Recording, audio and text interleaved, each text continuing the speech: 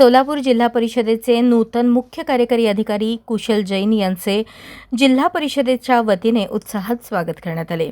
जिल्हा परिषद अध्यक्ष दीपक वैद्य व उपाध्यक्ष इंद्रजित पवार यांनी पुष्पगुच्छ देऊन त्यांचे स्वागत केले।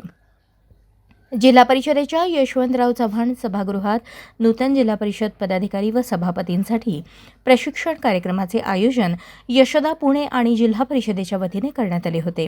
या कार्यक्रमाला उपस्थित राहताच सीईओ कुशल जैन यांचे सर्व पदाधिकाऱ्यांकडून स्वागत करण्यात आले।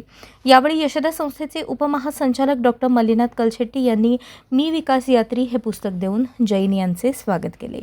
या प्रसंगी शिक्षण व आरोग्य समितीचे सभापती चेतन सिंह केदार, समाज कल्याण समिती सभापती संस्कृती सातपुते, कृषी व पशुसंवर्धन समिती सभापती रामप्पा चिवडशेट्टी, महिला व बालकल्याण समिती सभापती ॲडव्होकेट अमृता वाघे, अतिरिक्त मुख्य कार्यकारी अधिकारी संदीप कोहिनकर, उपमुख्य कार्यकारी अधिकारी स्मिता पाटील, उपमुख्य कार्यकारी अधिकारी सूर्यकांत भुजबळ आदी उपस्थित होते।